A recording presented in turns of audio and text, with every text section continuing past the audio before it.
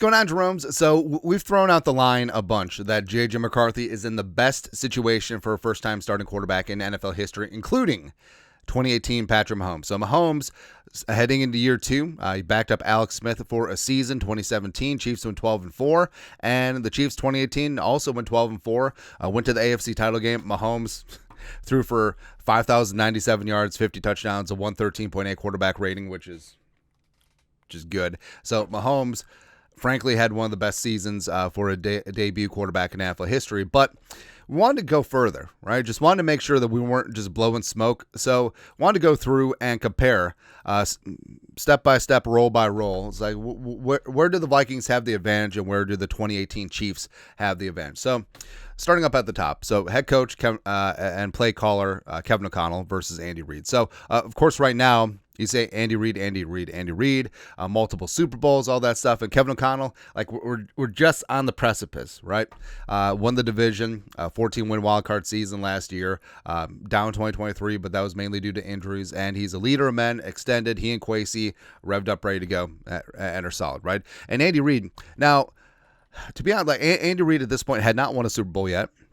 He was seen as the best head coach to never win a Super Bowl, like him and Marty Schottenheimer. But Andy Reid's still that offensive innovator, and he was hand in glove with Mahomes. And I think that Kevin O'Connell and McCarthy is going to be pretty similar, but you do have to give the slight nod to Andy Reid just by reputation up to that point, as well as obviously what's happened afterwards, right? So seen work out there. OC. So Eric Bieniemy. I've always thought that Eric Bieniemy is underrated. Bieniemy now, I think he's like the running backs coach of the Bears, something like that. But also the Vikings have Wes Phillips. I think Wes Phillips is underrated too. I give the slight edge to Bieniemy in this spot. Like I think that Bieniemy, I don't know, like, it doesn't seem like he got the credit that he deserves for being OC of the Chiefs, but it hasn't panned out, right? Quarterbacks coach Mike Kafka, likely going to be in line to be a head coach very soon, as well as you got jumping Josh McCown as quarterbacks coach. We'll take McCown. I think McCown will be a head coach at some point in this league. And then running back one. So Kareem Hunt, first time around. Hunt that year had 824 yards rushing, 370 yards receiving, 15 total touchdowns. So Aaron Jones last year set a career high for rushing yards, but is a little bit older. Like Hunt was still in his prime this spot, so slight edge to Kareem Hunt. Running back two, you had Damon Williams, future Super Bowl hero Damon Williams, 556-yard rushing, 4 touchdowns.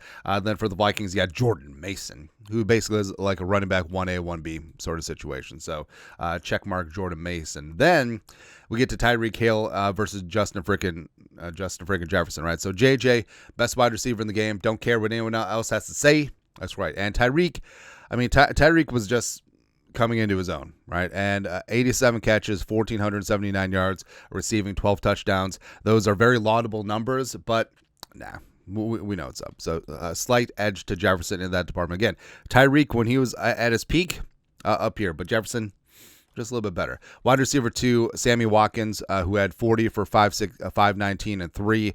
There's just no comparison. Like Jordan Addison would be a wide receiver one on most teams. Wide receiver three got Chris Conley, had 334 yards receiving, 5 touchdowns.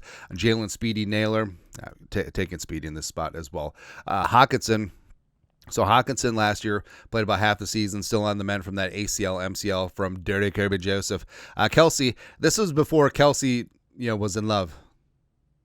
And Kelsey was still young and in his prime. 103 catches, 1,336 yards receiving, 10 touchdowns.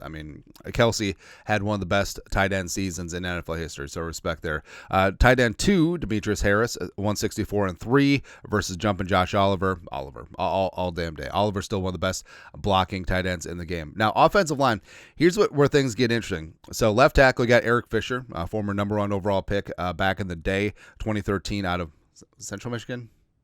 But he gave up 46 pressures, 6 sacks. Christian Darrisaw, when he's healthy, he's one of the best left tackles in the game. So it's pretty damn easy there. A left guard, Vikings got Donovan Jackson. Woo, it's for real. And even though he's never played an NFL snap, Cam Irving played lots of NFL snaps, and he was bad. But Irving, 32 pressures and a sack, a 44 PFF grade, which is not good. So check mark Donovan Jackson just blindly. whatever. Center, so Mitch Morse, who just retired from the Buffalo Bills. Like, Mitch Morse was a damn dude back in the day. And Ryan Kelly dealt with injuries last couple years. Still has plenty of gas left in the tank. So I think Ryan Kelly is going to be solid. But you got to respect Mitch Morse, man. 82.7 PFF grade, 0 sacks allowed that year. Really good for getting Mahomes off the ground. So advantage Chiefs in that spot. Andrew Wiley was a Chiefs right guard, eventually right tackle, eventually free agent. But Wiley, 28 pressures, 4 sacks. Will Fries, coming off that broken leg, should be good to go. So give me advantage Will Fries, right? Then right tackle. So this kind of stinks because Brian O'Neill is really still in his bag and still one of the best right tackles in the game. Extremely underrated. But Mitchell Schwartz is a damn dude at his peak. 85.1 PFF grade, 26 pressures allowed. So slight advantage Mitchell Schwartz, but again, this one's super, super close. Something that's not close is the defense. So you got Bob Sutton. Stid happens. No. Bob Sutton was DC. This is before Spags came aboard in Kansas City. Of course, the Vikings got Brian Flores. The Vikings defense was top 5 last year, and they're going to be top 3, and there won't be 3 this year. And the Chiefs defense was actually really bad in 2018. They're 24th in points, 31st in yards, so that's an obvious clear advantage to the Vikings and that defense. So overall, like, it's kind of close. So receiver wise, outside of Kelsey, it's a sweep for the Vikings. Offensive line advantage Vikings. Running game, I mean, Kareem Hunt was a nice composite player, but I think in aggregate, Mason and Jones would be better than Kareem solo.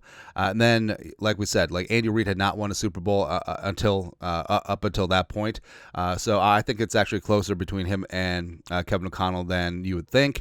And frankly, it's a little bit reminiscent of that relationship that Andy Reid and Mahomes had. So overall, like, is it going to be a spot where JJ is going to throw for 5,000 yards, 50 touchdowns? Probably not. But also, he doesn't have to.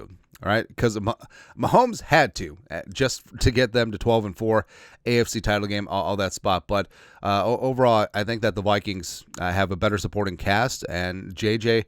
Especially on defense, by the way. And frankly, JJ doesn't have to go out there and play hero ball like Mahomes kind of had to in 2018. So I think that plays into his favor, and we'll see what happens. But your thoughts are thoughts.